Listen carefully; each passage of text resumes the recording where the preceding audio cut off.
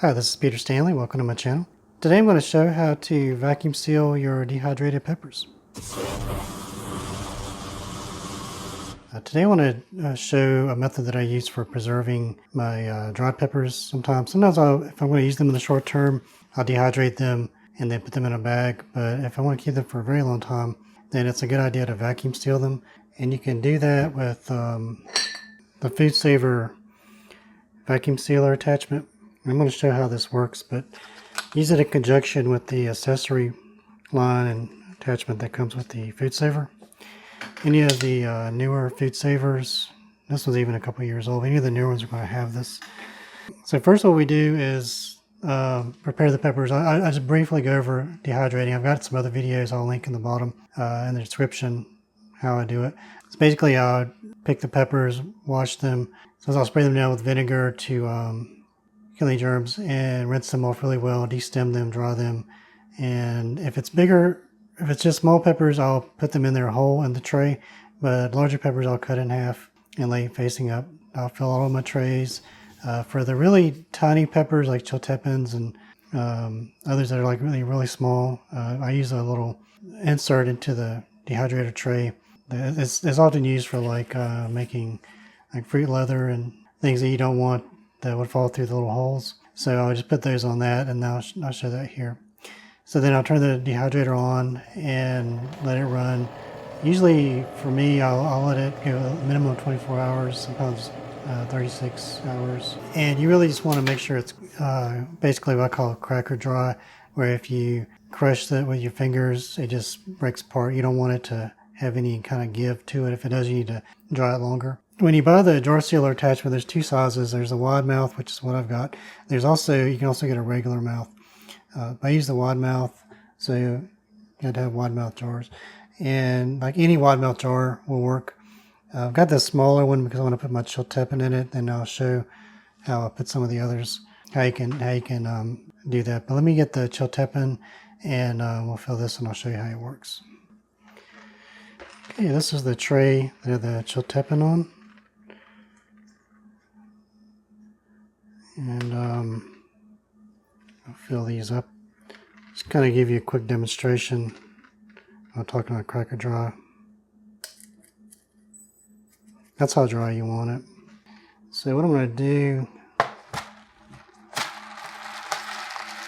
is very carefully put these in here.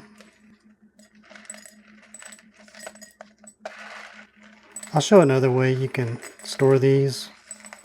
If you're using them in the short term, it's really good. Really, even a smaller jar would be better for these, since I'm not going to fill it all the way up.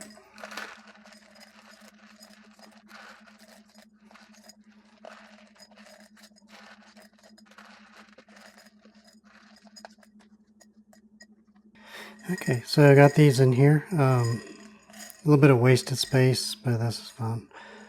So first thing I do is plug one end to the accessory port here.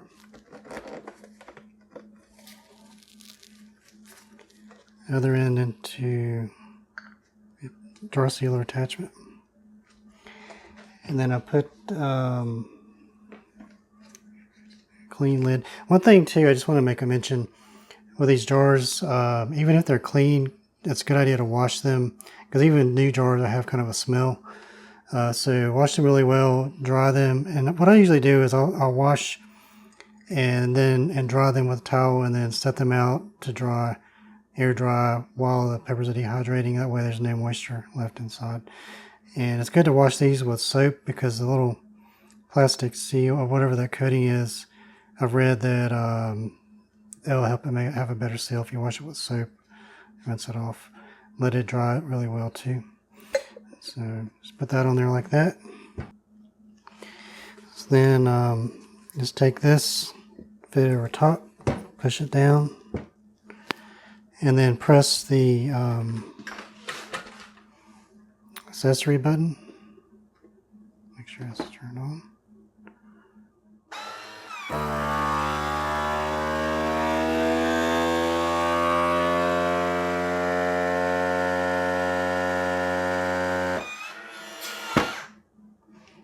Okay, now this will just pop off. And this is a really, really tight seal. Like I'm holding it by the lid.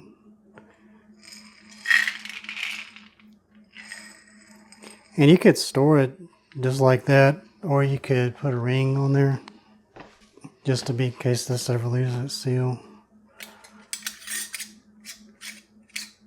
That's not necessary. Yeah, so these are good indefinitely. I mean, they'll last, I mean, really indefinitely.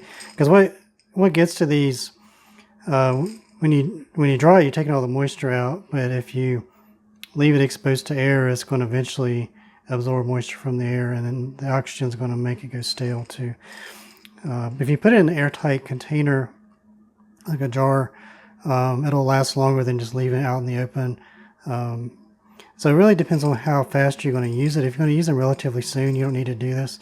But like with me, I'll dry a lot of stuff that I can't use right away, and I'd like to put it up in a way that it'll last, either drying it, vacuum sealing it, or vacuum sealing and freezing. So anyway, yeah, so let me show you just one more time. That's with just these, and we'll fill up another jar here. Okay, so here I've got some white Thai HV strain. Of course, they ripen to red, but they start out white. And I got 2 full trays, so I'm going to put these in one of those bigger jars.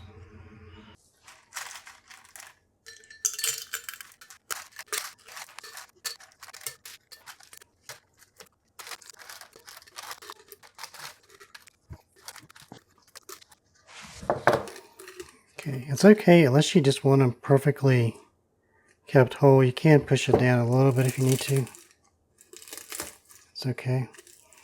And I thought I could fit both trays in this jar, but I'm only two of the jars, so that's fine. So I'm going to put this back on.